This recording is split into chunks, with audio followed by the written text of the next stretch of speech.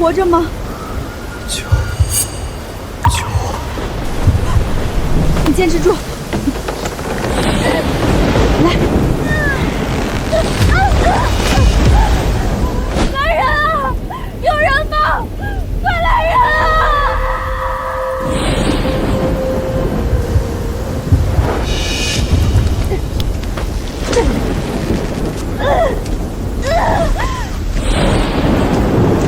坚持住！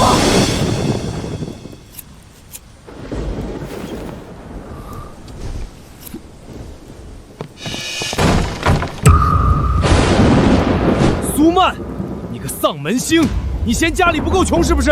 什么死人你都敢往家里捡？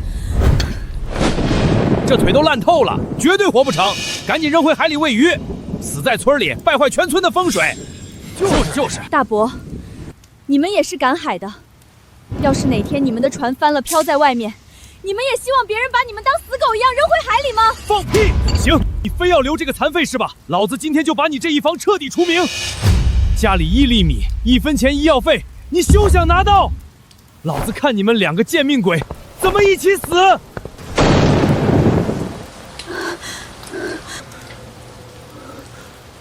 你救我干什么？让我死在海里啊！我现在是个连家人都找不到的废人，你救我只会拖死你！滚啊！海浪那么大都没拍死你，说明老天爷不收你。全村人嫌你，我不嫌。你给我活下去！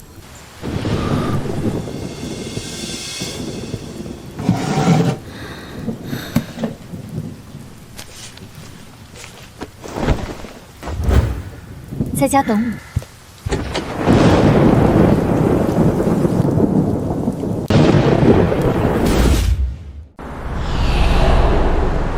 林总，您愿意带林氏财团100亿资金来咱们县投资建设，真是全县人民的福星。我代表全县父老乡亲敬林总一杯。张县长客气了，我今天来除了考察投资环境，还想跟各位打听一个人。曾经黄沙村再往南还有个渔村，32年前，那村里有个叫苏曼的人。林总，您说的苏曼，是不是当年那个从海滩上捡回来一个外乡人的姑娘？你认识她？那姑娘命苦啊，当年她捡来一个快死的外乡人，一个人把她救活了。后来那人出了海就再没回来，听说是死在南洋了。她等了几年，最后嫁了本村一个老实汉子，生了个闺女。可那汉子没几年就病死了，她一个人拉扯着孩子进了城。前阵子我进城办事碰见过他一回，差点没认出来，50多岁的人，头发全白了，眼睛也快看不见了。我以为他过上了好日子，原来这些年他一直在受苦。你挖什么呢？牡蛎，明天拿姜炒了吃。苏曼，你从来没问过我是从哪儿来的。你愿意说的时候自然会说。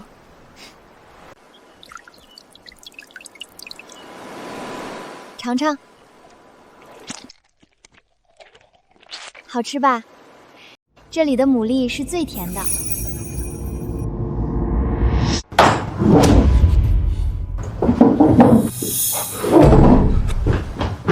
小王，动用林氏集团所有的关系，调集所有侦探，查！1个小时内，我要知道苏曼32年来的全部真相。他在哪儿？那个女儿是谁？每一件事我都要知道。快去！是，林总。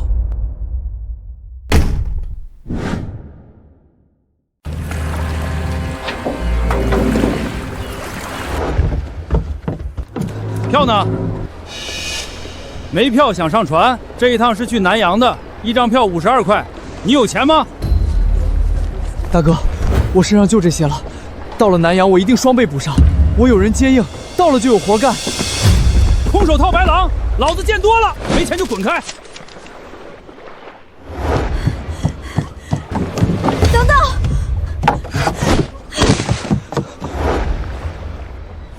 这里是47块3毛，你拿着。苏曼，这是你全部的积蓄，你把钱都给了我，你怎么办？我在村里怎么都能活下去，你不一样，你是有大本事的人，不该困死在这个破地方。到了南阳，记得写信，家里给你留着门呢。苏曼，这一切，我林峰以后一定会上万倍的报答你。不用，你以后要是出人头地，就去帮助更多需要帮助的人吧。行了，上去，快点儿！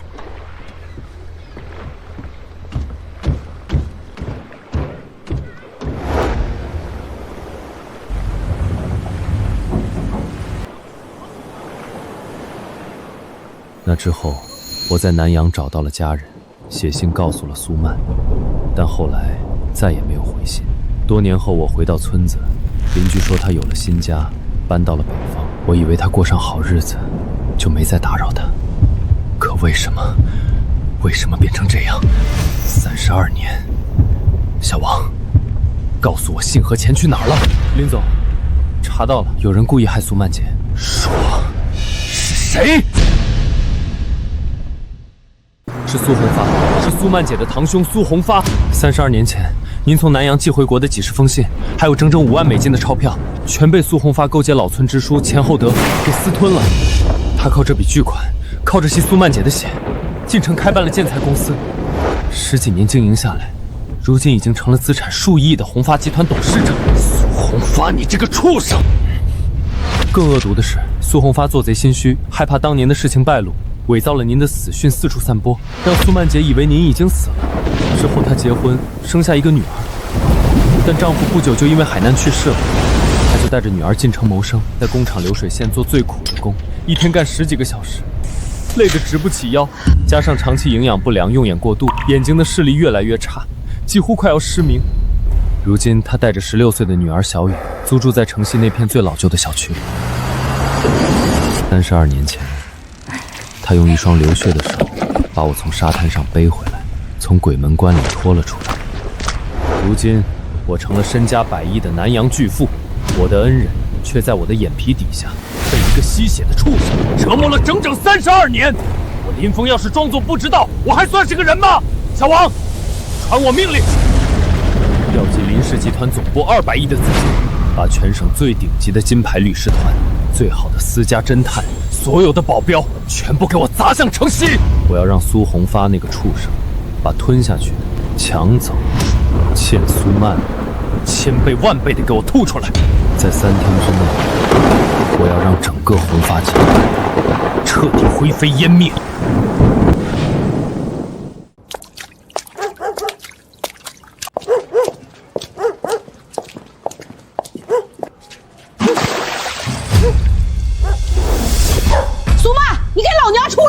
今天这合同，你签也得签，不签也得签。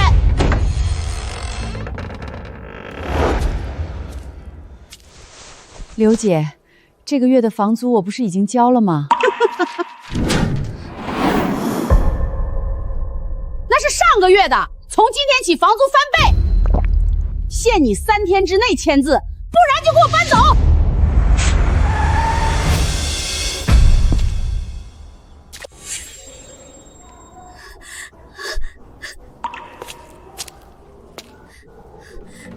刘阿姨，我妈眼睛不好，我们实在找不到地方搬了。哼，找不到地方搬关我什么事？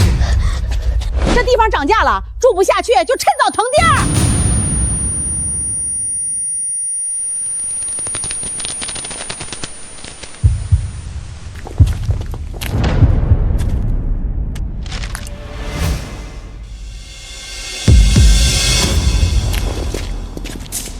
这份合同他不用签。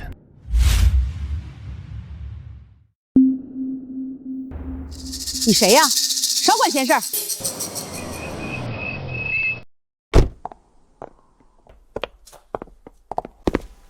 刘桂芳女士，你长期不按约定提高房租，多次向租户索取额外费用，严重影响了租户的正常生活。接到了大量反映，我们已经掌握了充分的材料，现按规定解除租赁关系。后续事宜我们会通过正式渠道解决。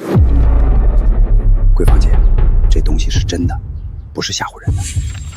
这中间是不是有什么误会？我跟苏曼姐处得好好的，你干了什么事儿，自己心里清楚。走，我走。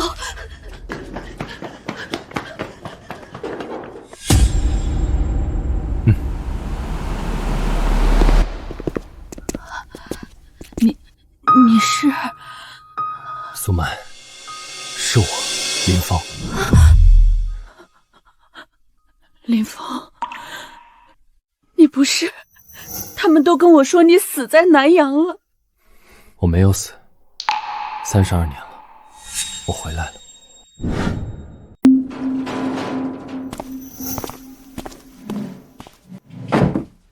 林峰，快坐。屋子小，连个落脚的地方都没有，你别嫌弃。小雨，快去给叔叔倒杯水，用那个干净的搪瓷缸子。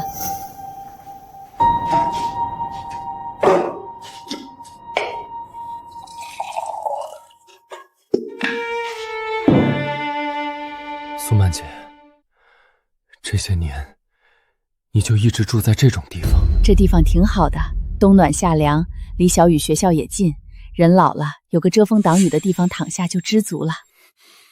可你刚才连房租都交不起，那个房东，还有当年苏红发，他们到底是怎么对你的？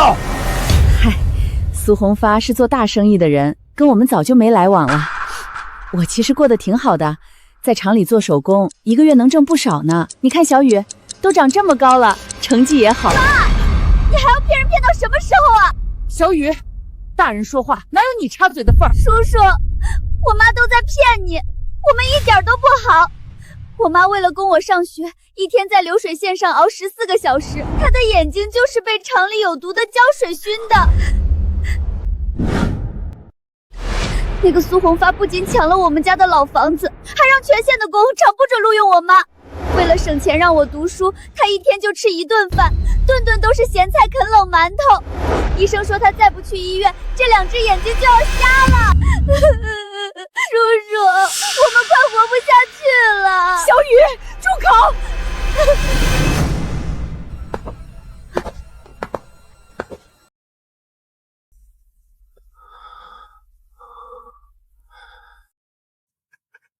苏曼，够了，别说了，跟我走。老城区这破地方，我们一天也不待了。我带你去全省最好的医院治眼睛，我给你买大房子，我让小雨上最好的学校，跟我走。林峰，我说了，我不用你帮。为什么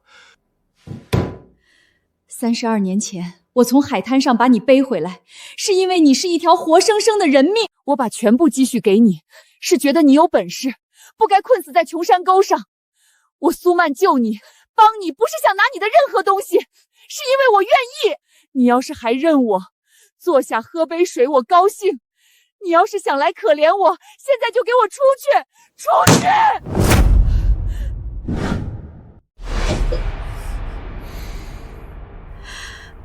可怜，苏曼，在你眼里，我林峰就是这种忘恩负义的畜生吗？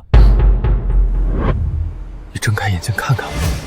32年前，全村人都把我当成死人，当成丧民星，要把我扔回海里喂鱼。是谁用一双手抠着泥沙，把那根沉船木抬起来的？是谁用肩膀把我一步一个脚印从鬼门关背回来的？是你，苏曼。没有你，我林峰早就在32年前烂死在烂泥滩里了。我的命是你的，苏曼姐，这不叫施舍，这叫报恩。老天爷不收我，让我活到今天，不是让我坐拥无数财富，但却眼睁睁看着我的恩人在这里住着，被流氓欺负，连病都看不起的。苏曼姐，你不要我的帮助，那就是要让我林峰一辈子背着九死不还的罪名，当一个天打雷劈的白眼狼。我告诉你，这地方你搬也得搬，不搬也得搬。你身上受的所有罪，那些欠了你的、抢了你的、欺负过你的人，我林峰发誓，一定要让他们受到该有的惩罚。苏曼，我求你了，你替小雨想想，她才16岁，她本该无忧无虑的生活，坐在更好的教室里读书，自由的挥洒青春。当年在码头上，你把最后1分钱塞给我的时候，跟我说过什么？你还记得吗？林峰，你以后要是出人头地了，就去帮助更多需要帮助的人，别像我这样，一辈子困在这烂泥里。32年，这句话，我林峰一天都没有忘记过。我在南阳建了学校，盖了医院，资助了成千上万个像小雨这样的孩子，我做到了。你当年的期望，我每一个都做到了。可是我帮了全天下的人，却偏偏漏掉了你。你让我怎么面对自己的良心？算我求你，让我帮帮你们，别让我当一个连恩人都护不住的废物，行吗？林峰，我相信你，我相信你还不行吗？我办，我听你的。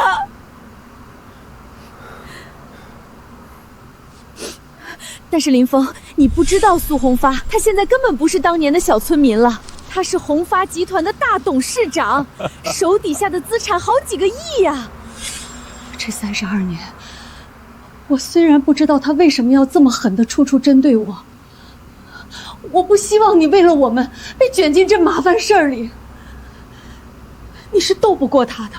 苏红发身家数亿，势力庞大。哼，苏红发连一只蚂蚁都算不上。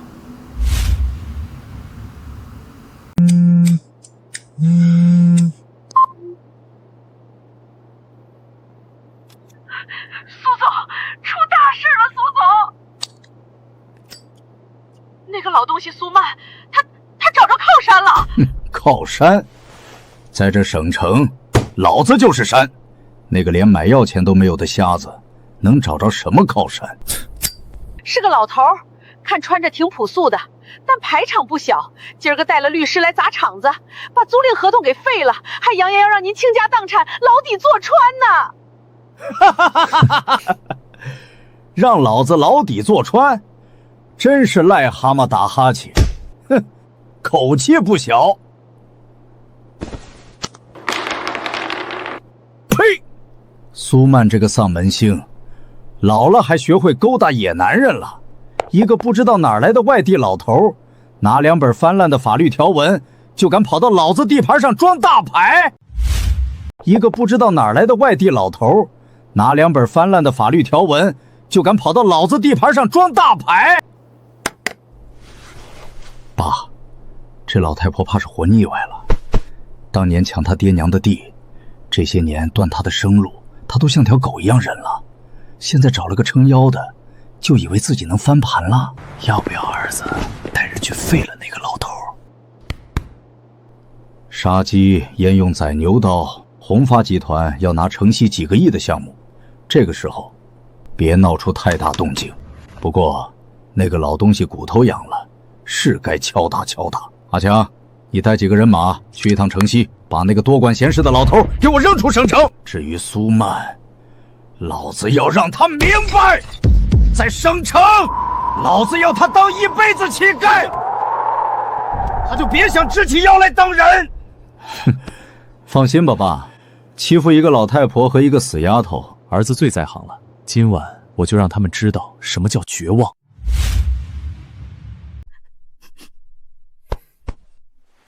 放心吧，苏曼，从今天起，天塌下来，我林峰替你顶着。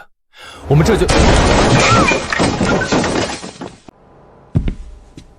哟呵，哭得挺热闹。老东西，别在这给脸不要脸，立刻带着你这个小杂种女儿给老子滚出城西！再敢多赖1分钟，老子今天就把你这里砸了！还有你这个老头，听刘桂芳说，就是你个老绝库想强出头是吧？老子劝你少管闲事，掂量掂量自己几斤几两，别把自己棺材本都赔进去。你们别动他，苏强，你回去告诉你爸，当年的账我不要了，房子我也不要了，我们搬，我们今天就搬。他只是个外地来的普通人，他跟这事儿没关系。普通人，老太婆，你还真是自身难保，还想着野男人呢。行啊，今儿个谁也别想走。放肆！瞎了你的狗眼！你知道站在你面前的这位是谁吗？放肆！瞎了你的狗眼！你知道站在你面前的这位是谁吗？老子管他是谁，除了我爸苏红发，谁来都不好使。他能是谁？一个半个身子进土的老头，难不成还是天王老子？你给我听好了，站在你面前的是林氏财团董事长，身家1000亿的东亚首富林峰先生。什么？林峰，你是东亚首富？林氏财团1000亿首富，笑死老子了！就凭他一个穿得像个收破烂的糟老头子，老太婆，你找演员演戏也找个像点样的呀！他要是1000亿大佬，老子就是玉皇大帝，在这跟老子装神弄鬼。弟兄们，给我把这老头扔出去，我看他拿几千亿来买命。看来苏红发真的把你教得很好，简直和他当年一模一样。死到临头还装逼，给我抓住他！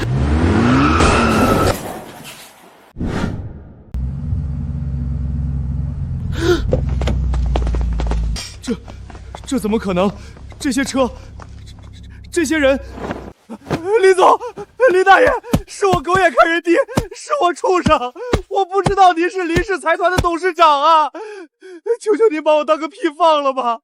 我跟苏曼姐也是亲戚啊，大家都是一家人啊！一家人。32年前，他私吞我给苏曼姐的保命钱，几十年来他处处做局破坏苏曼生活的时候，他想过是一家人吗？告诉苏红发，他的好日子到头了，我要让红发集团彻底破产，我要让你们父子一无所有的跪在苏曼面前。苏曼、小雨，我带你们去新家。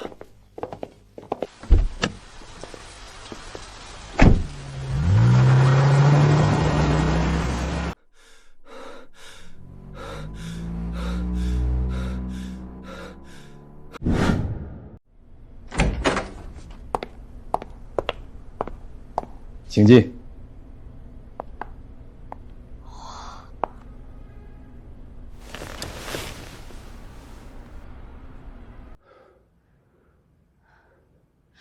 林峰，你跟我说实话，你这32年到底在南阳干什么了？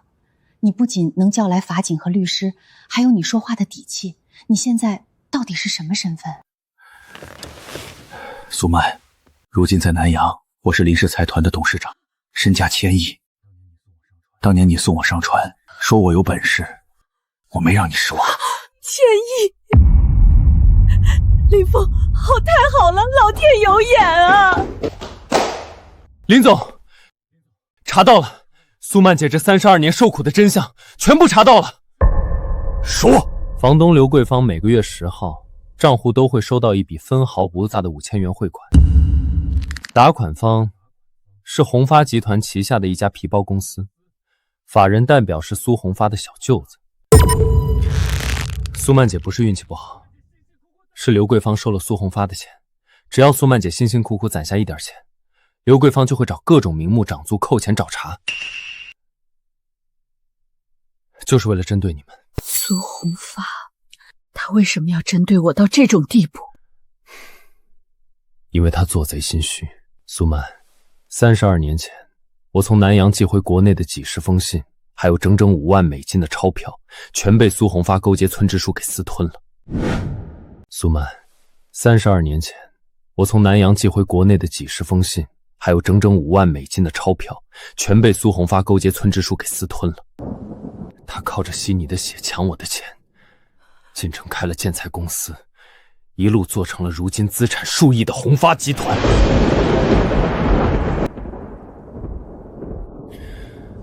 他怕当年的丑事败露，他伪造我的死讯，把你打压到底层，就是想让我们永远见不了面。还不止这些，苏曼姐，你进城后摆货摊、开小吃店、推车卖菜，每次你刚有起色，就有人用各种方式搅黄你的生意。那批人每一个月都从红发集团领一笔固定的牢固费啊。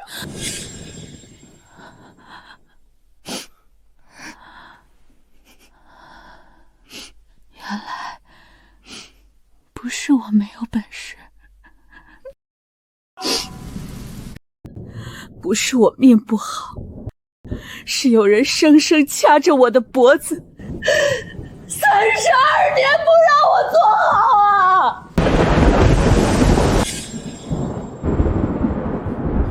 一定会让苏红发得到应有的惩罚。小王，立刻把国内最顶级的金牌律师团今晚全部给我包机请到省城来，我要让他们组成100人律师团。苏曼，你不用怕，这一次我要让他在所有人面前向你谢罪。他苏红发不是有钱有势吗？他不是能只手遮天吗？那我就要把他拖到公正的法庭上，让他接受审判。在无数媒体的聚光灯下，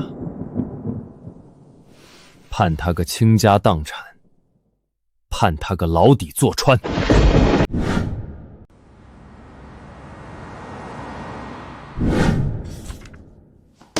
林总，苏女士，这个案子我研究完了。32年前，对方私吞苏女士的地产和5万美金，因为时间久远，再加上证据不足，如果只打这个，法律上我们很难让他得到惩罚。罗律师，那是不是拿他没办法了？请两位放心，在我了解了案情后，我便怀疑对方的发家之路并不干净。我们调查了苏红发的公司财务，发现他在经营时使用了大量灰色手段。15年前，他恶意给濒临破产的建材厂设套，通过虚假注资和阴阳合同，把价值几千万的资产以区区几十万的代价私有化，涉嫌巨额财产侵占。另外还有金融欺诈和非法经营。现在只待调查出完整的证据链，便能把苏红发送进大牢。他用这些害人的钱当了大老板，却连我和我妈的容身之所都不放过。罗律师，那这些年苏红发导致苏曼女士创业失败的事，能不能追究？苏红发导致苏女士严重人身和精神损伤，属于持续性侵权行为。只要我们起诉，她不仅要数罪并罚，还要承担天价的民事赔偿。恶有恶报，真的恶有恶报。林峰，谢谢你。他苏红发今天拥有的一切，从豪车别墅到那个资产数亿的红发集团，每一分每一粒都是通过压榨别人得来的。不但要让他在法律上得到惩罚，我还要他在商场上把所有不该得到的东西都吐出来，让他一无所有的滚进监狱。跟我苏红发作对，真是不知死活。爸，救命啊！我们惹到大人物了，全完了，彻底完了！慌什么？像什么样子？不就是教训个外地老头吗？我看你是泡女人把胆子泡没了，真是个没用的废物！不是啊，爸，那不是普通老头，那是林峰，那是林氏财团的首富林峰啊！他带了几百个保镖，把整片棚户区都围死了！林峰？什么林峰？老子在省城混了这么多年，哼，听都没听过这个名字。你被个群演给吓尿裤子了？老子费心扶你上台，你倒好，被老家伙吓成这样。在这省城，除了顶级家族，谁敢动我苏红发？你个丢人现眼的东西！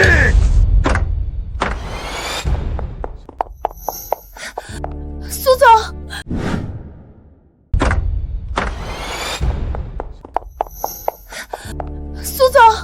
苏总，出大事了！上游5大供应商刚刚同时发来公函，从现在起对我们全线断供，从下周起，矿石、煤炭全部停止供货。你说什么？断供？他们疯了！违约金呢？他们说宁愿赔钱，赔到破产，也不会跟我们签一个字。而且，老子亲自问。张总，我是苏红发，你那原材料什么意思？我说的是真的。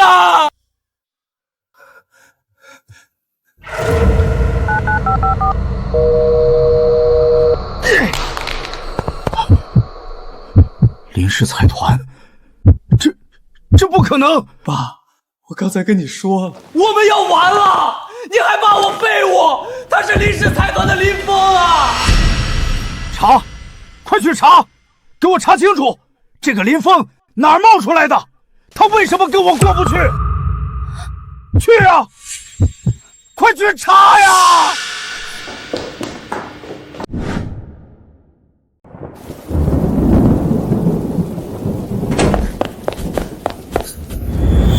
苏总，查到了，全部查到了。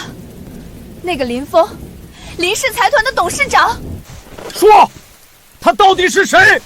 他为什么要合围我苏红发？林峰32年前遇海灾，被苏曼救了一命，他这是在给苏曼报恩。不可能，绝对不可能！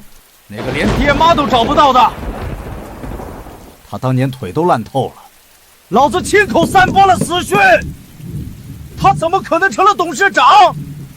假的，都是假的！爸，你说什么？他就是当年的死绝户！爸，你害死我了！你害死我们一家了！闭嘴！你个没出息的狗东西！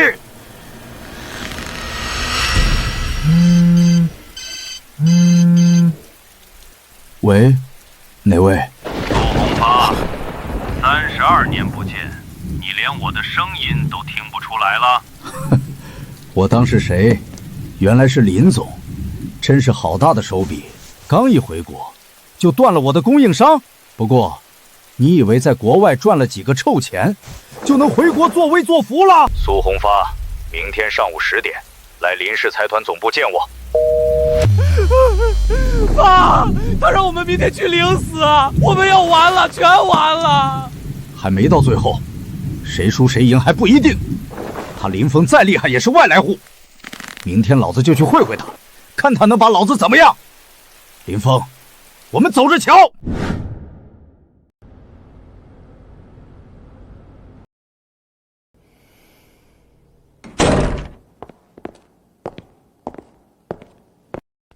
哎呦，林峰，哦不，林大董事长，32年不见，真是麻雀变凤凰了。今天把我们父子叫来，还把我这好堂妹也请来，是打算叙叙旧，还是打算用你的1000亿资产砸死我啊？苏红发，32年你抢走我留给苏曼的钱，13年来你用尽灰色手段，恶意设逃断他生路。今天让你来，是给你最后一个机会，给苏曼磕头认错。给一个瞎子磕头认罪。林峰，你脑子在国外待坏了吧？老子合法经营30年，说老子断他生路，证据呢？法律讲的是证据。林峰，老子承认你现在有钱，能卡我的供应商，但我告诉你，我的账目比你的脸还干净，所有合同流水全是合法的。你想拿法律压我，你连老子的一根毛都告不动。苏红发，你做过那么多丧尽天良的坏事，你就不怕遭报应吗？报应？老子现在住别墅开豪车，这就是报应。苏曼，你别以为找了个有钱的野男人就能翻盘，省城商界全是我的人脉，他林峰再厉害也是个外来户。死性不改，很好。苏红发，那我们就在法庭上见吧。法庭见就法庭见。林峰，老子有省城最顶级的法务团队。你想跟老子玩官司，老子陪你拖个10年8年，看谁先耗死谁。哼！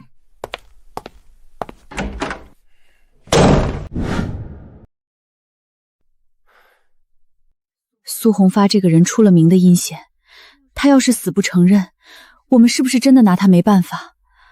苏曼，放心，苏红发之所以现在还敢这么猖狂，是因为他自以为聪明，还不知道我已经动用了100人律师团，通过技术手段彻底锁定了他幕后所有灰色资金链的最终流向。他的那些伪装，在我面前连张废纸都不如。法院开庭之时，就是他的死期。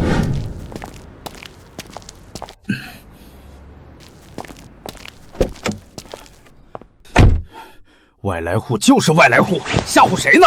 回去立刻让财务把所有的账本全烧了。听到没有？我说让财务把所有的账本全烧了。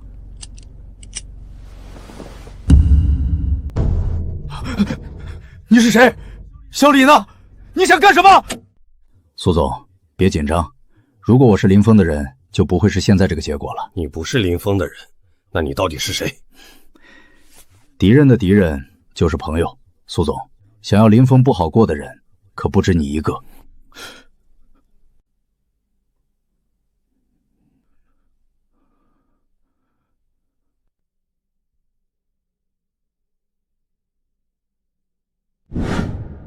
林董事长，你1个月调走200亿，听说就是为了老城区一个乡下女人，这钱是林家的，是你林峰私人的。程志，你有事可以后面再谈。当着所有董事的面，你敢让大家看那200亿的去向吗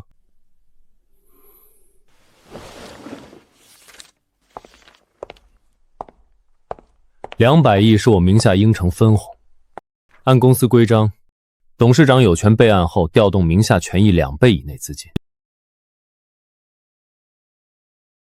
财务部都是你的人，你为一个女人动用巨款，我林氏脸面还要不要？他是我的救命恩人。32年前我飘到荒滩，他花光全部积蓄，把烂半条腿的我从泥沙里背出来。现在他吃了32年苦，我不可能坐视不管。林峰，她就是当年救你的那个渔村姑娘。是，叔公。林家祖训，知恩图报，晚辈不敢忘。救命之恩，给180万就行了。你调走200亿，就是把林家当冤大头。救命之恩，给180万就行了。你调走200亿，就是把林家当冤大头。3天内我会提交资金报告。至于你这1个月你在背后做了什么，你心里清楚。你有证据吗？那点小动作，你觉得能瞒我多久？林承志，我会奉陪到底。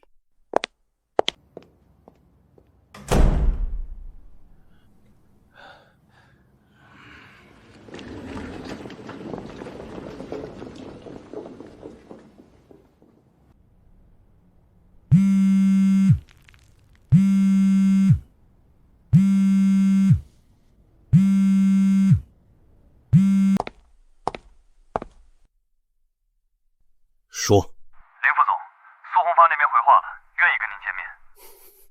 给他地址，今晚8点，老地方。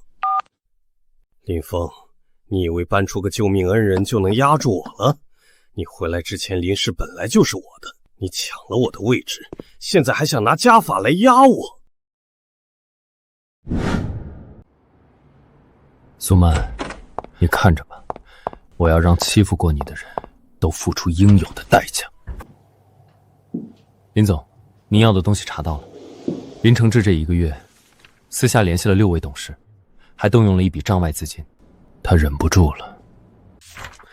林总，这些证据够把他提出董事会了。不够。他在林家经营了30年，根太深，这些只能让他伤点皮肉，还赶不走他。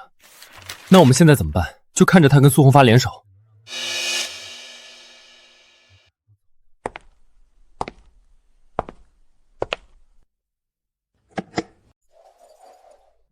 让他动他不动，我怎么知道他的底牌在哪里？他以为他跟苏红发搭上了线，就能把我扳倒。让他动他不动，我怎么知道他的底牌在哪里？他以为他跟苏红发搭上了线，就能把我扳倒。他去找苏红发，苏红发那条线上的所有罪证，就都会自己浮出水面。我等他出招，出的越大，收网的时候就越干净。明白了，那我现在去盯着林承志的行踪。去吧，记住，只看不动。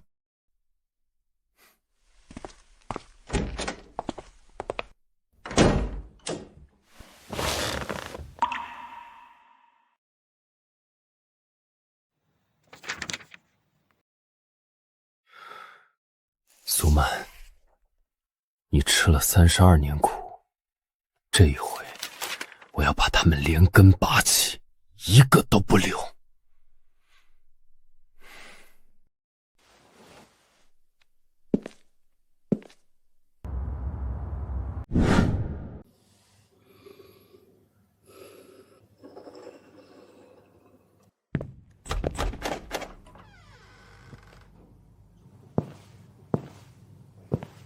林副总，你可算来了，我等了你快1个小时了。苏总，急什么？我怎么能不急？那个林峰，他断了我所有供应商，我公司的账都快转不动了。他说要告我，要让我倾家荡产。没有人比我更想扳倒那个林峰。林总，你可一定要帮我。苏总，你先坐下。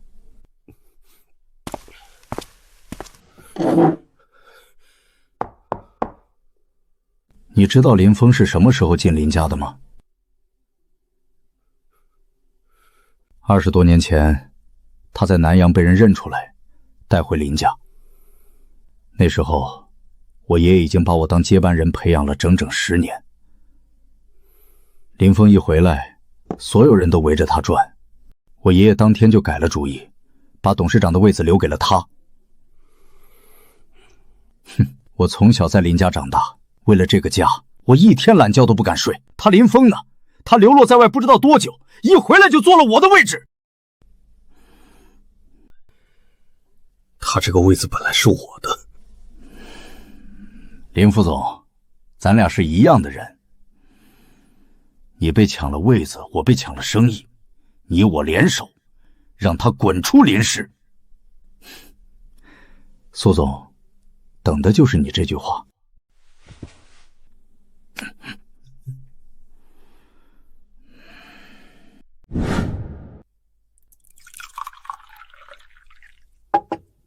林副总，你说咱们怎么干？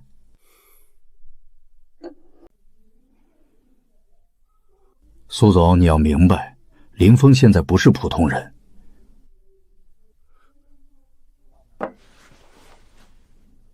他是林氏财团的董事长，背后是整个南阳林家的资源，硬碰硬，你碰不过他。那怎么办？就看着他骑在我头上。硬的不行，就来暗的，我们分2头走，你外我内。你在外面给我把水搅浑，舆论、网络、媒体，怎么难听怎么来。他不是在给苏曼打官司吗？你就往他头上泼脏水，说他仗势欺人，用钱买命。不要怕花钱，我来给你。这个我在行，我手底下有人发帖子买水军，一套活全都熟。不要怕花钱，我来给你。这个我在行，我手底下有人发帖子买水军，一套活全都熟。对，你在外面闹得越大，我在董事会里就越有话说。你是说你在董事会上拿舆论压他？董事会的那些老家伙最怕的就是名声。林峰的私事闹得满城风雨，影响了林氏的股价，那些董事比我更着急。你负责董事会，我负责外面，他林峰就是有3头6臂也挡不住里外夹击。他回林家这些年，我一直在等一个机会，现在他自己把刀递到我手里了。为一个女人砸了200亿，这事儿传出去，不用我们编，他自己就把自己毁了。苏总，预祝我们马到成功。这一次就让他爬都爬不起来。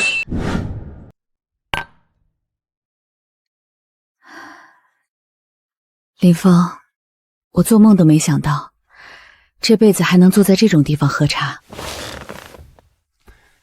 以后你想来，随时都能来。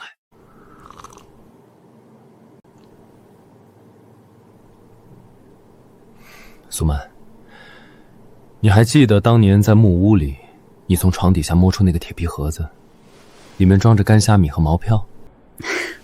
记得，那是我全部家当了。你那时候腿烂了半边，但却还是那么精神。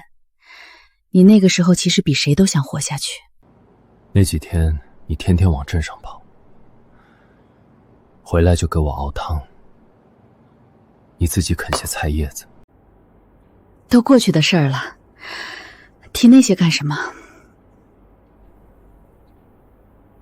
在我这儿，永远都过不去。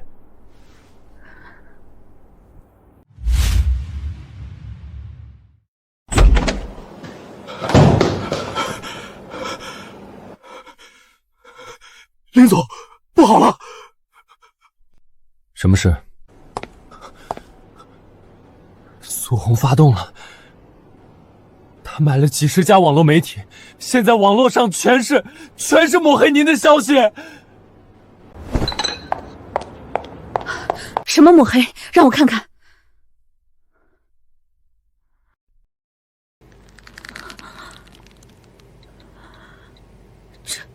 这都是什么？他们怎么能这么写？他们说林总您仗势欺人，目无王法，欺压本地企业，说您用200亿买通司法系统，还编造了您在南洋的黑历史，全是胡说八道。林峰，你明明什么都没干过，他们怎么敢这么颠倒黑白？不急，让他们写。让他们写？他们这是在毁你名声。我等的就是这个。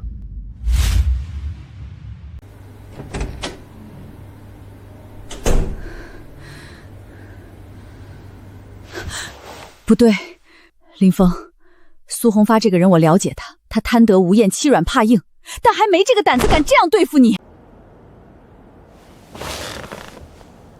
他背后一定有人指点，有人在给他出主意，帮他铺路。你说的对，而且你没注意到吗？他要煽动这么多人抹黑你，这要花的钱可不是小数目。他现在的现金流已经被我切断了，供应商断供，他账上根本拿不出这么大一笔钱来做舆论。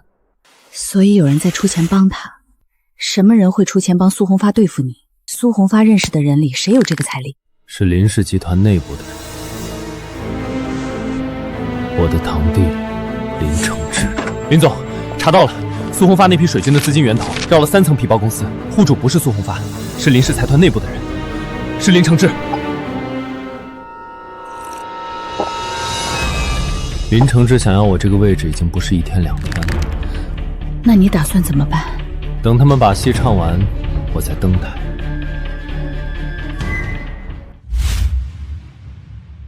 林峰，你跟你堂弟林承志之间到底是怎么回事？他恨我，不是1天2天了。从我重新回到林家的那天起，他就恨我。我父亲是林家的次子，当年出海遇难，我在海上漂了3天才被你救下来。林家找到我的时候，林承志已经被当成接班人了整整10年，所有资源、所有人脉都是按他来培养的。那后来呢？后来我回来了，我没有想抢什么，我只想好好做事。但有些事，不是你想躲就能躲得掉的。我做成了几个大项目，打通了南洋的市场，让林家的生意翻了3倍。那些老家伙不是傻子，谁能带他们赚钱，他们心里清楚。组长亲自拍板，把董事长的位置给了我。林承志当着所有人的面什么都没说，但我知道他心里在想什么。他觉得那个位置是他的，是我从他手里抢走的。他从来没想过，没能成为林家的掌门人，是自己的原因吗？他不会这么想，他这种人，永远不会觉得自己有问题，他只会觉得是别人挡了他的路。所以这些年，他一直在背后跟你作对，明的暗的，从来没有停过。之前我一直不动他，因为他毕竟是林家的人，身上流着同样的血，但他不应该动你，他碰了不该碰的人。林峰，苏曼，这一回我不打算再忍了，因为他毕竟是林家的人，身上流着同样的血，但他不应该动你，他碰了不该碰的人。林峰，苏曼，这一回我不打算再忍了。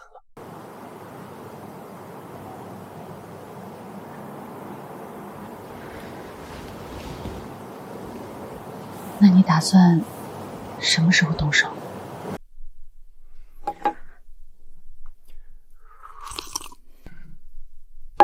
不用急，让林承志和苏红发先蹦跶几天。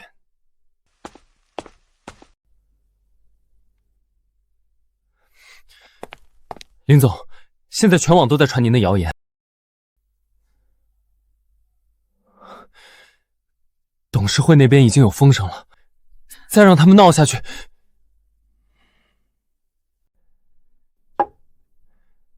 闹得越大越好。你是想让他们自己把底牌全亮出来？他们跳得越高，摔得越狠。现在收网，只能抓到苏红发，林承志躲在后面，伤不到他。你要等林承志自己跳出来。对，让他觉得他快赢了，他才会露出尾巴。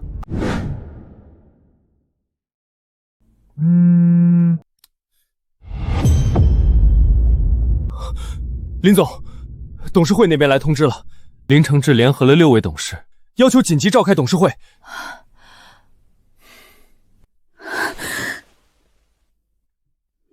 他果然坐不住了。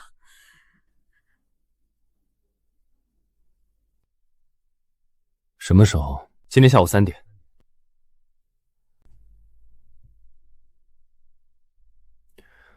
知道了。林峰，你准备好了吗？我等这一天等了很久了。走吧，去会会他们。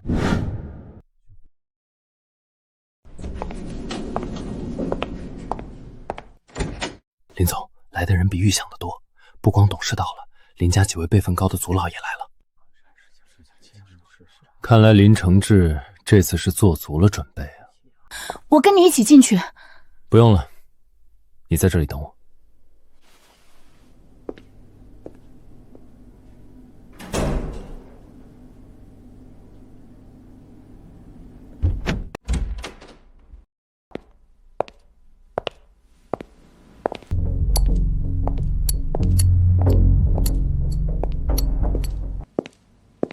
各位董事，各位叔伯，今天来的这么齐，是有什么要事要谈？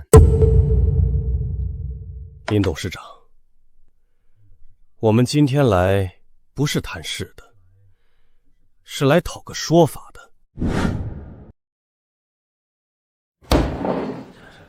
林总，网上那些消息，我们不想相信，但你调走200亿现在是事实。整个林氏的名声都被你拖下水了，股价2天就跌了7个点。林家世代经商，从没出过这种丑闻。林峰，你为了一个外姓女人，把整个家族的声誉搭进去，你觉得合适吗？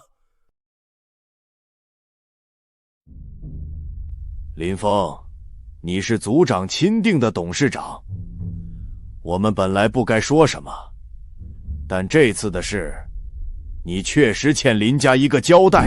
林董事长，大家都在等你说话呢。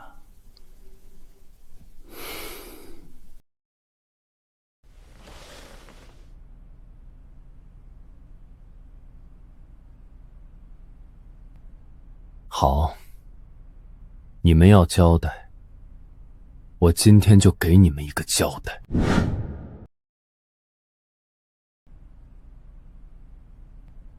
好，你们要交代，我今天就给你们一个交代。交代？好，你说，那200亿到底去了哪儿？你给苏曼请律师、请侦探，给宏发集团施压，用的都是林氏的钱。我们查过财务记录，那笔钱是从林氏总部走的。林峰，你是董事长，资金调动你有权做主，但你得让我们这些元老们心里有底。那个女人到底跟你什么关系？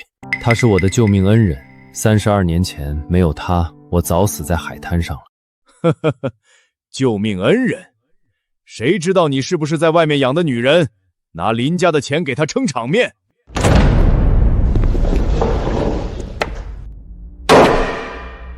刚才那句话是谁说的？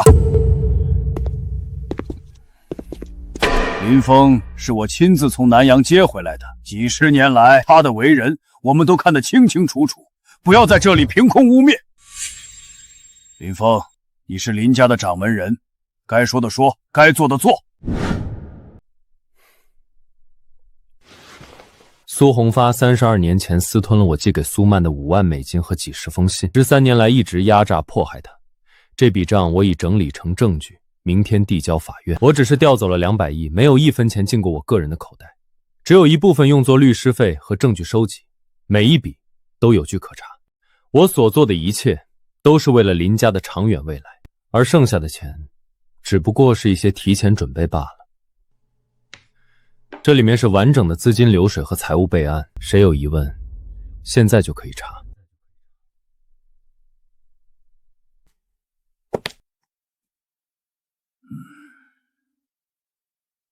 还有谁有话说？那这件事就到此为止。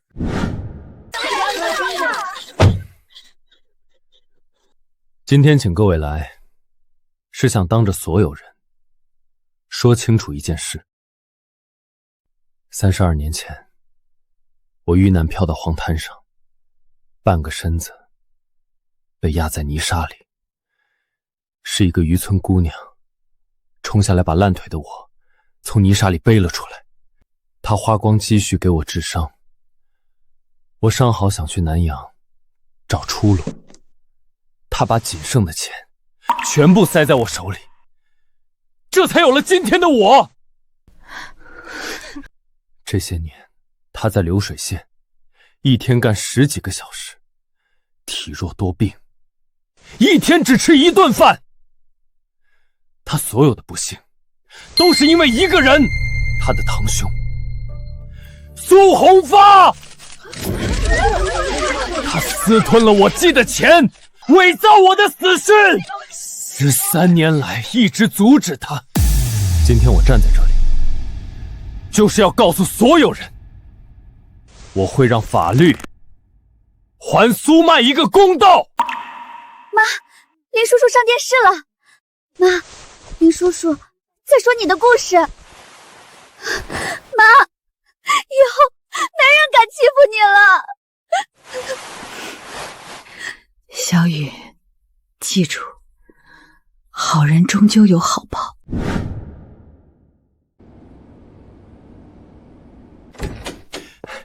林总，反转了，全网都反转了。新闻播出才2个小时，所有社交平台全在讨论您和苏曼姐的故事，热搜前10，咱们占了6个。您看这条，原来200亿是报恩，这钱花的值，点赞100多万。还有这条，谁欺负恩人我就骂谁，算我一个。舆论只是一阵风，吹过了就没了，关键还是证据。不止，您看下面，已经有人开始扒苏红发的底了。有人翻出苏红发公司10年前压榨员工的旧账，说他们厂拖欠工资，非法加班，有工人累倒在被窝里都没人管。还有人说苏红发的建材公司用的全是劣质材料，盖的房子不到3年就开裂，好几个业主联名要告他。最关键的，有当年在红发集团干过的老员工实名出来作证，说亲眼见过苏红发让手下砸别人的摊子。有姓名吗？有，他说他愿意出庭作证。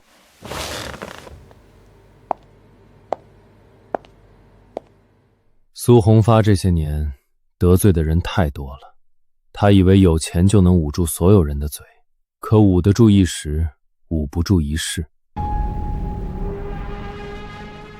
怎么会这样？不是说那些媒体都是我们的人吗？怎么全在替他说话？爸，不是媒体替他说话，是网友都站在他那边，那些评论根本压不住。林峰，好一个林峰，你跟我玩舆论是吧？林总，你看新闻了没有？现在全网都在骂我，你那边到底什么时候动手？急什么？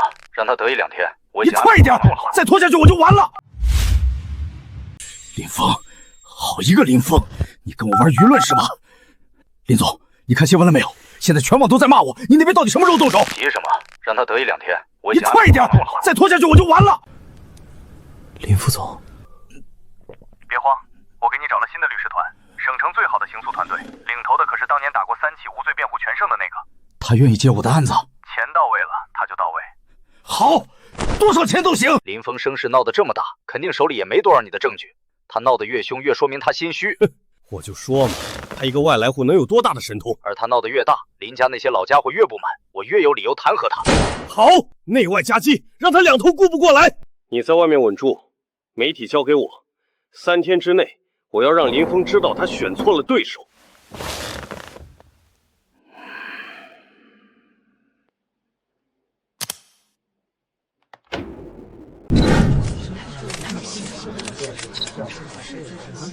今天我只说一句话：3日后，我向苏红发提出的诉讼将正式开庭。所有证据我已全部提交法庭，欢迎各界监督。林总，苏红发说您没有真凭实据。3天后，我们法庭上见分晓。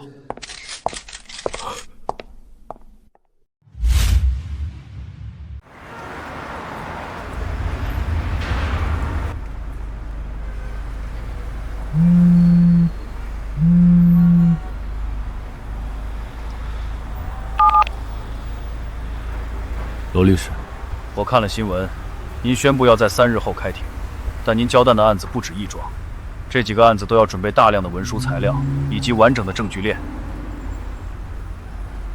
3天时间，材料恐怕很难备齐。要多少人多少钱，你尽管说，我只要你一句话。3天能不能完成？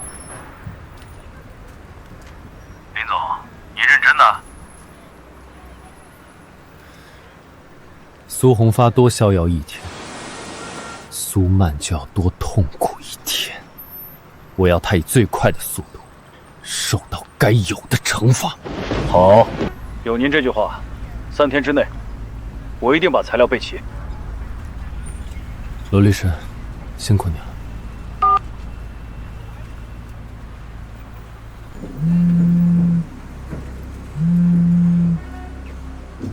哪位？林总，冒昧打扰，我是省城商会会长。周会长，久仰。听说林总最近在跟苏红发打官司，我想请你明天过来喝杯茶，聊几句。好，明天几点？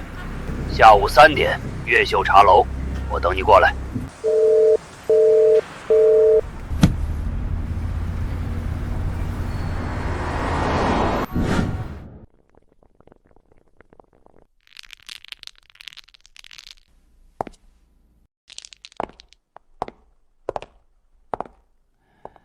林总，坐。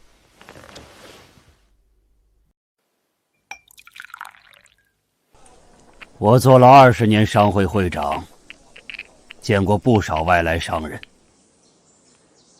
你跟苏红发的恩怨，我大概听说了。救命恩人，还有被私吞的钱，确实让人同情。但红发集团是本地的龙头企业，手下2000员工，上下有几十家配套厂。你这一告，有想过后果吗？2000人失业，省城经济都要受影响，你负得起这个责吗？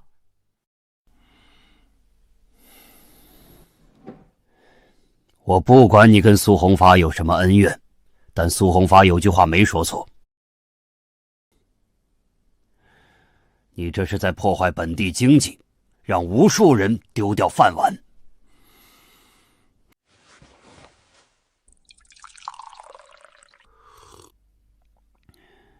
那些工人有什么错？他们凭什么替你的恩人扛这个代价？你在外面赚了钱回来，想替人出头，我理解。但你搞垮苏红发，毁掉的是2000个家庭的生机。林总，把这官司撤了。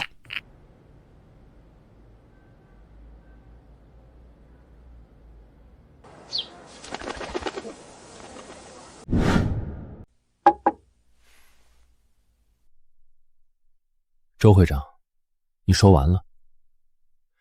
你说苏红发的企业大不能动，那我问你，他靠什么起家的？他私吞了我寄给苏曼的保命钱，他是用那笔黑钱起家的。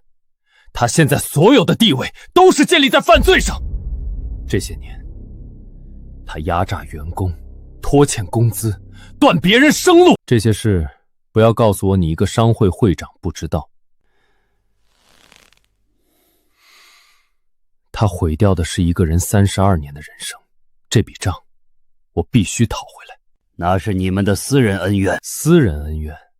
周会长，你说宏发集团是本地龙头企业，所以不能动。但我告诉你，正因为它是龙头企业，我更应该告。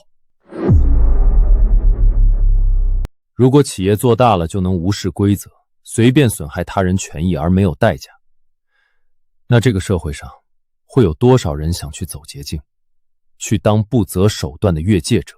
我们拥有这么多财富，不是为了享乐，是要肩负起更多的责任。责任？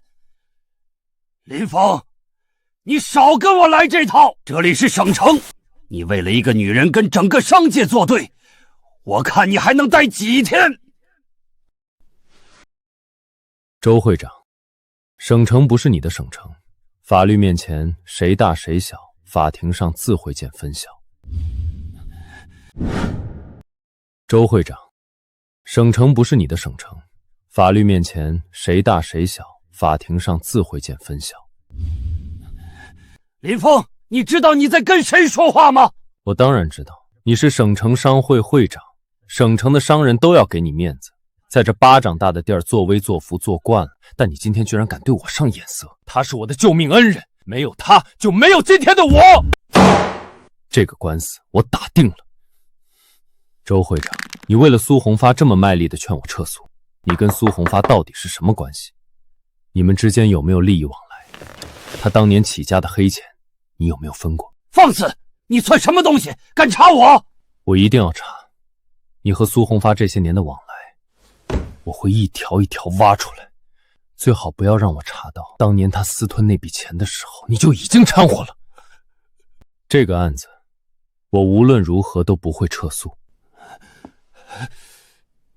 我林峰一定要为苏曼讨回这个公道。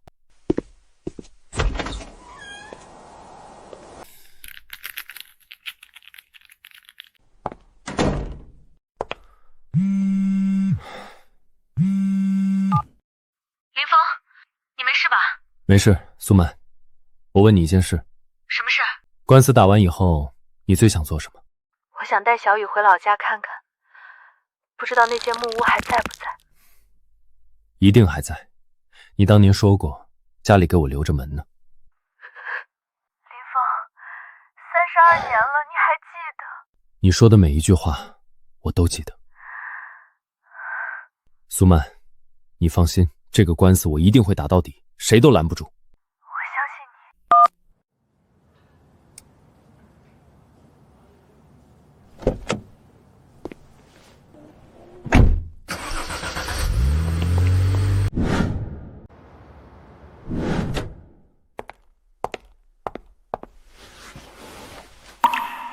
谈完了？谈完了，明天开庭，一切准备就绪。林峰，当年你浑身是血，腿烂了半边，我以为你活不过3天，但你挺过来了，一天比一天精神，眼睛里那道光，我在村里从没见过。所以我把积蓄给你，送你上那条船，不是因为想得到回报，是因为我知道你不属于那里。苏曼，你把家当给我，可你没想过吗？万一你看走了眼呢？我看人很准的。你昏迷那几天，我守着你，你一直喊不甘心。鬼门关前喊不甘心的人，不会是个普通人。后来嫁人生子守寡，进城打工，那都是我的命。你本来不用吃这么多苦，本该好好过一辈子的是你。林峰，能再见到你，我就知足了，过去的苦都过去了。苏曼，等等我，明天法庭上我就能给你讨回公道。好，我等着。怎么了？我没想到这辈子会走进这种地方。妈，别怕，林叔叔在呢。妈不怕。只是没想到，这一天真的来了。走吧。我宣布，苏红发一案正式开庭。审判长，原告对被告的全部指控，全部都是诬告。红发集团是合法经营20年的企业，原告所谓非法经营、压榨员工，根本拿不出一份证据，这是利用舆论施压的恶意诉讼，是原告趁着财大气粗，买通媒体，操纵舆论，想用钱压垮我们本地的合法企业。但法庭讲的是证据，不是谁钱多谁说了算。原告的指控没有一条能站得住脚。我方请求法庭驳回全部指控，并追究原告诬告之责。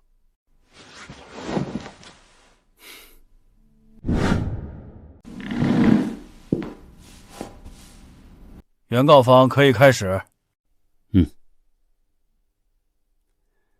审判长，我方请求提交第一批证据。这是红发集团10年前以虚假注资和阴阳合同非法吞并建材厂的账目。呈上来。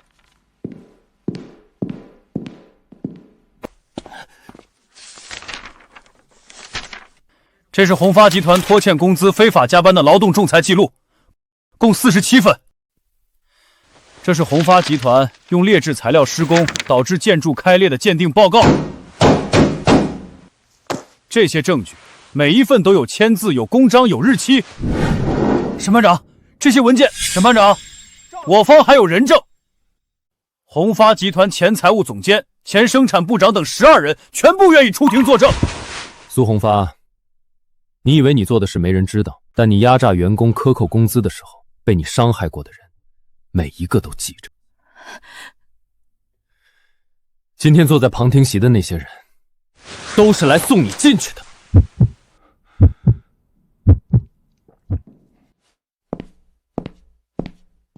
审判长，以上证据只是第一桩，接下来才是本案真正的核心。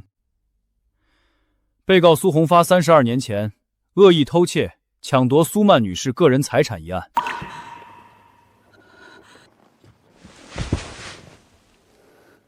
出境。被告苏红发32年前恶意偷窃、抢夺苏曼女士个人财产一案。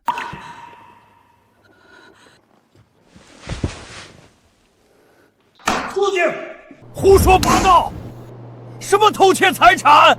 我根本不知道你在说什么。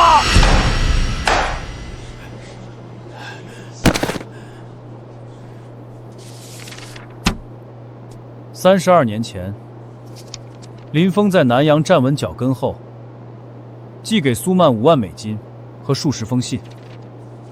这笔钱从来没到过苏曼手上，因为被一个人截住了，那就是苏红发。他私吞了这笔钱，用这笔血汗钱开办公司，做成了今天的红发集团。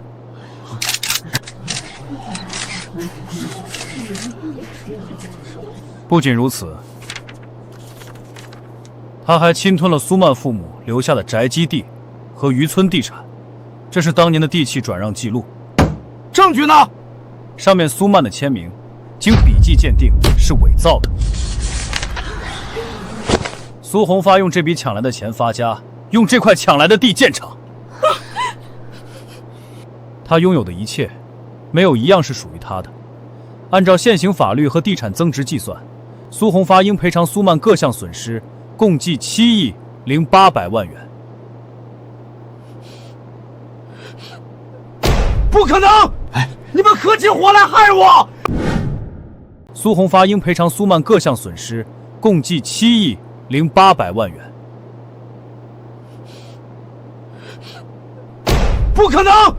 你们合起伙来害我！7个亿？怎么可能？怎么可能？32年了，你能有什么证据？审判长，原告方的指控完全站不住脚。32年前的事儿，没有合同，没有转账记录，连一张借条都没有。所谓的信件和美金，全部只是原告的一面之词。法律讲的是证据，不是讲故事。法官，不要让原告方再肆意妄为、恶意煽动观众了。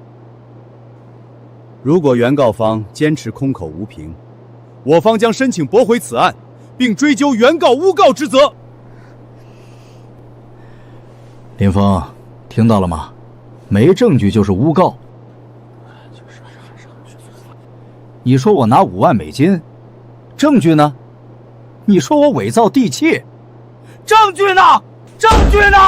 你们合起伙来整我，拿不出证据就是诬告。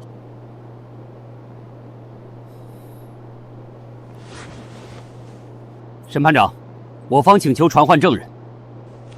传证人。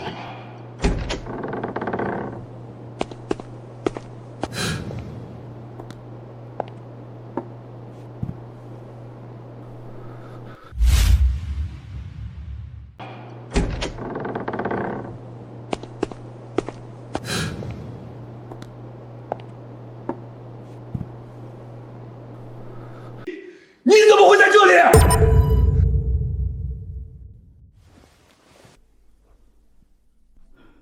法官，这个布包我藏了32年了，今天终于拿出来了。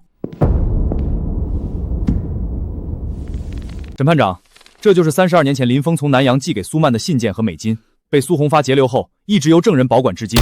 证人，请陈述与本案有关的事实。32年前，苏红发来找我说，他堂妹捡了个外乡人，那人去了南阳，寄了钱和信回来，我们一起分钱，我们把信和钱分了，他拿大头。这件事压在我心里32年，我没一天睡得安稳。你放屁！当初明明是你主动找我分钱的，现在你在这装什么好人？当初明明是你主动找我分钱的，找你，苏红发，你摸着良心说，你收了林峰多少钱，让你这把老骨头不惜坐牢也要来指认我？我收钱？苏红发，你吞了那5万美金，开了公司，当了老板，你住在别墅里吃香喝辣，我呢，拿了那点钱在村里窝了一辈子，你的发达应该有我一份。凭什么你当大老板，我还住在那间破屋里？那是你自己没本事，怪谁？我没本事，你干的什么事自己清楚。当初分钱的时候你怎么不说？现在翻脸不认人。这些年你在外面人模狗样，我找你帮忙你理都不理，你生怕我坏了你的好事。你拿了钱就该闭嘴。这些年我给你的封口费还少吗？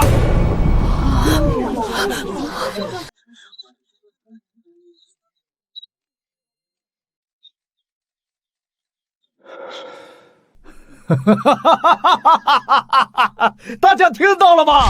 他自己承认了封口费，这就是封口费。肃静。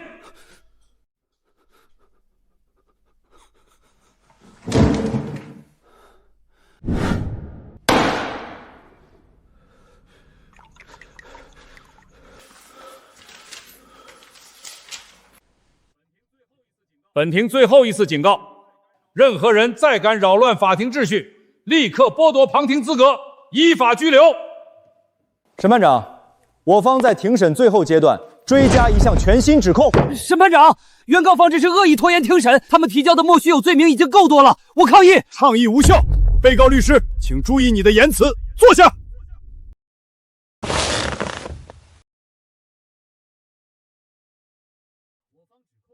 我方指控，被告苏红发在过去长达13年的时间里，利用权势，对堂妹苏曼女士进行了灭绝人性的恶意围剿与生存剥夺。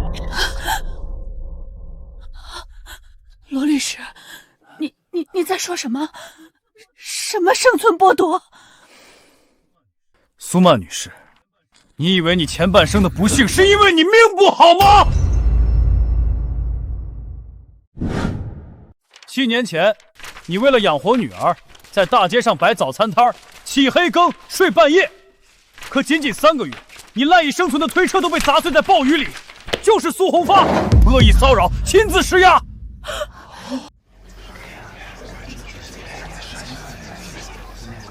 3年前，你去最苦最累的电子厂做流水线女工，你没日没夜的加班，整整3年，终于熬到了质检主管的位置。可就在你要拿到第1笔奖金的那天，厂方突然以你身体条件为由，将你强行辞退，连1分钱补偿都没给。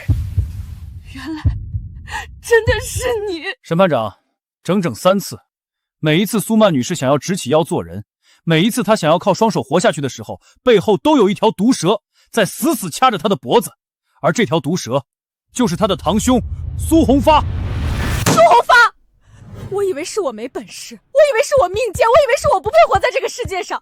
我每天晚上都在恨我自己为什么这么没用，连让女儿好好生活的钱都赚不到，结果竟然是你亲手把我推下去的。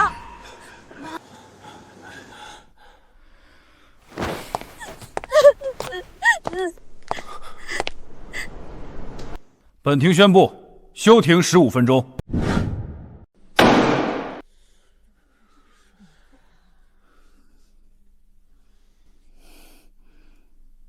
本庭继续审理，请原告律师陈述。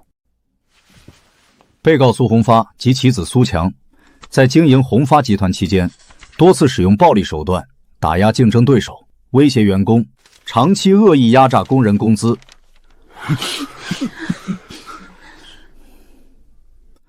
这是47名工人的联名控诉，他们被拖欠工资，强制加班，因工伤得不到赔偿。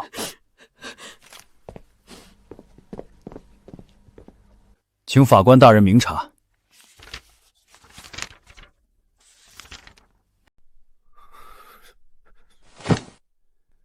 本庭宣判，原告方对被告的全部指控，证据确凿，事实清楚，全部予以采纳。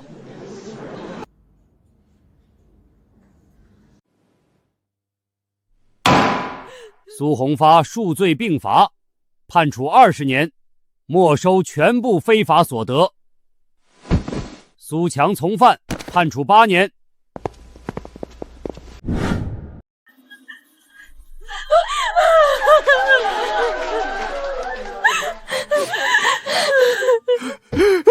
林峰，我错了，我给你磕头，你放过我。林叔，跟我没关系，都是我爸干的，你放过我。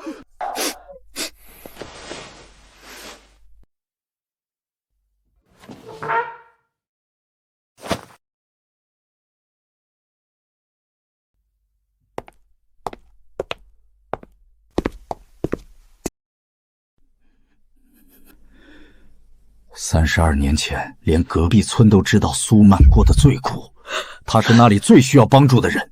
你私吞那笔钱财的时候，有没有想过放过他？你把他逼到绝路，让他几乎瞎了眼睛的时候，有没有想过放过他？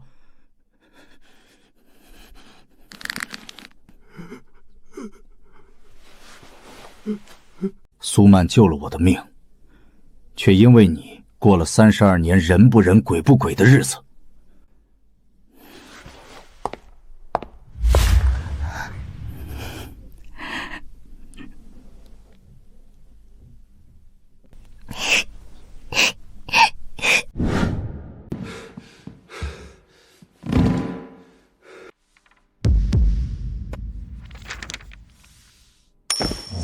你做恶事时有没有想过会有今天？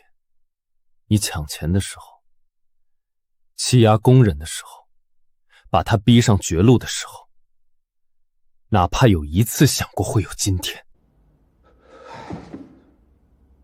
我今天不是来听你求饶的，我是来告诉你，你对他们所做的一切，法律都会替他们讨回来。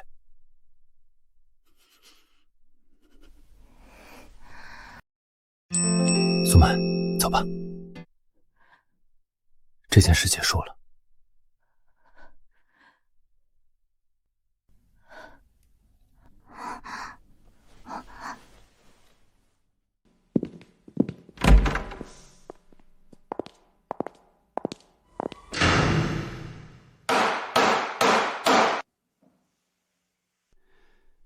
将被告苏红发、苏强收监，退庭。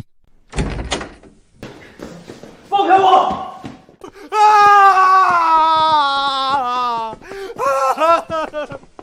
给了你那么多钱，到头来连个女人都斗不过，废物，全是废物！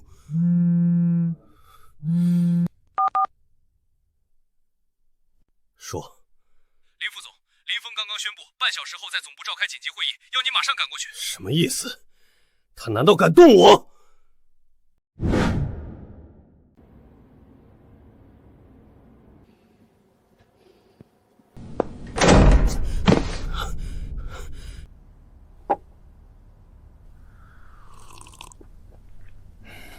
林峰，你少在这装神弄鬼！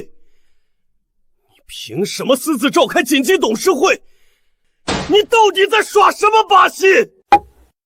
林承志，你的戏演完了。孽障，还不跪下！我为林家流过血、立过功，凭什么让我跪？凭你勾结外人，吃里扒外，企图将林氏100年基业毁于一旦。我宣布，今日召开族会兼董事会，第一项议程，将罪人林承志彻底逐出林家，剥夺一切职务，开除族籍。逐我出族！林峰，你算个什么东西？你拿什么定我的罪？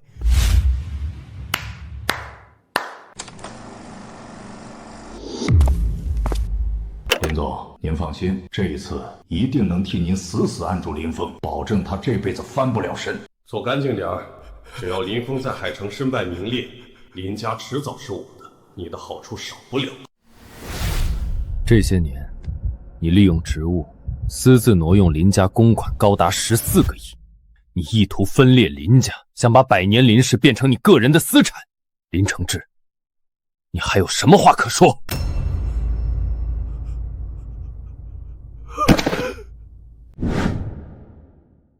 林承志，你这个狼心狗肺的东西！公司放心把资金交给你，你竟然中饱私囊！枉我们叫你一声哥，你连林家的根基都敢动，你要让我们都去喝西北风啊！狼子野心，开除他！你们少在这装清高，这都是你们的主意。你当初挪用资金的时候，你拿了几千万的分红，还有你儿子开豪车住别墅的钱哪来的？全是我给的。你们现在想过河拆桥？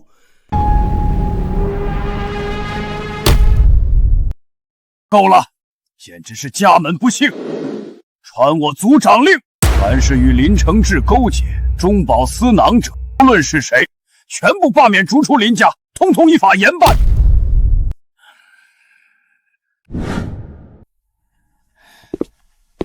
林峰，你有勇有谋，重情重义，才是林氏唯一的脊梁。从今天起，将林家族长之位正式传给林峰。凭什么？他凭什么拿族长印？我从小在林家长大，为林家做牛做马40年，他不过是个外来户。大伯，你偏心，我不服！凭什么？就凭你愚蠢至极，无能至极。林家若交到你这种禽兽不如的手里，才是真的亡了。来人，给我把这个不知廉耻的东西拖出去！放开我，林峰！我是林氏的功臣，你们不能这么对我！林峰！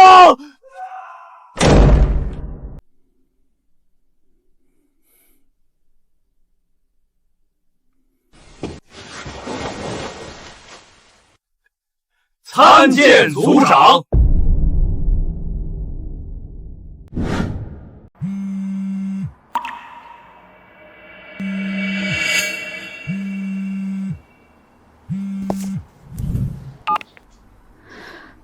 罗律师，是判决书出来了吗？苏女士，我们全赢了！苏红发、苏强父子名下所有的非法资产全部被查封。鉴于他们13年来对您的迫害与剥夺，法院判决红发集团必须在3日内强行执行给您的一笔天价赔偿金，总计5个亿。5个亿？罗律师，我不是在做梦吧？苏女士，这不是做梦，这是迟到了33年的正义，这是你应得的。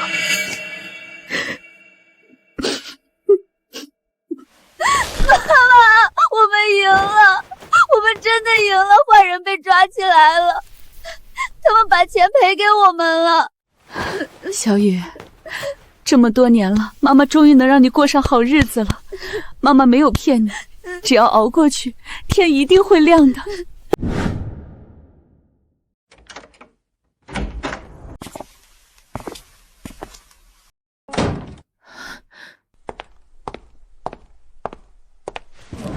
苏曼，小雨，对不起，我来迟了。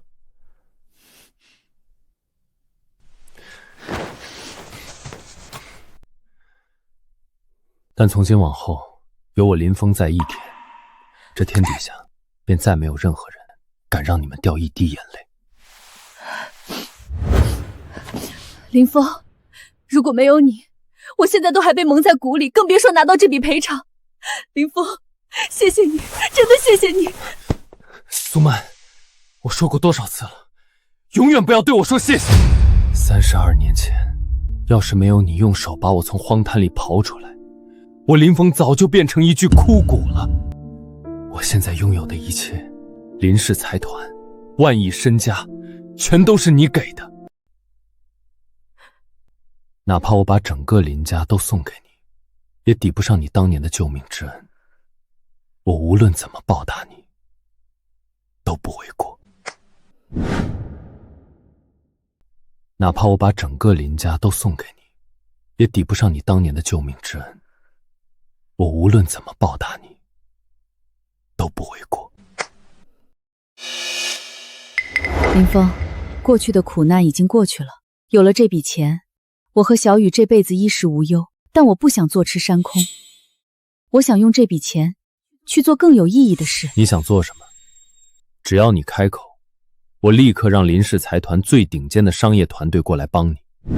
要项目给项目，要资金给资金，由我为你保驾护航。不，林峰，这次我想自己来。这些年，我开过裁缝铺，摆过摊，进过电子厂。我知道这个世界上还有无数像当年的我一样，被生活压得喘不过气的底层百姓。我要用这5亿办一个慈善创业基金会，我要去帮那些走投无路的人，给他们底气，让他们今后能靠自己的双手挺直腰杆做人。好，既然你想自己飞，那我就在天上看你翱翔。林氏财团的大门随时为你敞开。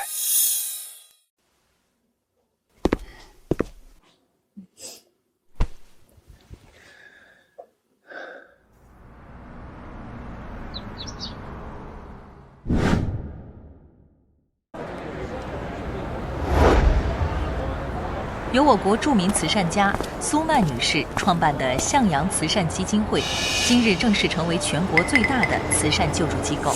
该基金会至今已累计设立300多个帮扶基地，帮助了数百万人重获新生。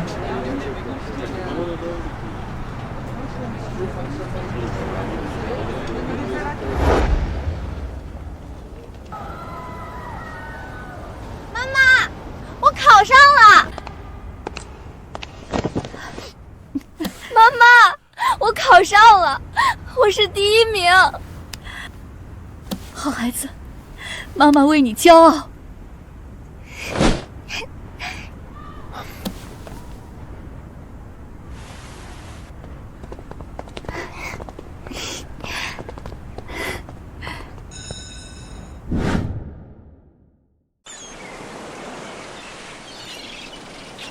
现在全国知道大慈善家苏曼了。林氏财团好几次想赞助你们基金会，都被你的秘书挡了回来，真是一点面子都不给我这个组长啊。林大老板，我们基金会要的是独立，老拿你的钱算怎么回事？再说，你帮我的已经够多了。是啊，一晃这么年过去了。还记得吗？32年前，就在这个沙滩上，我就快要死了。你穿得破破烂烂，把压在我身上的命抬起。怎么不记得？那时候我一边抬你一边喊救命，我当时真怕你死了。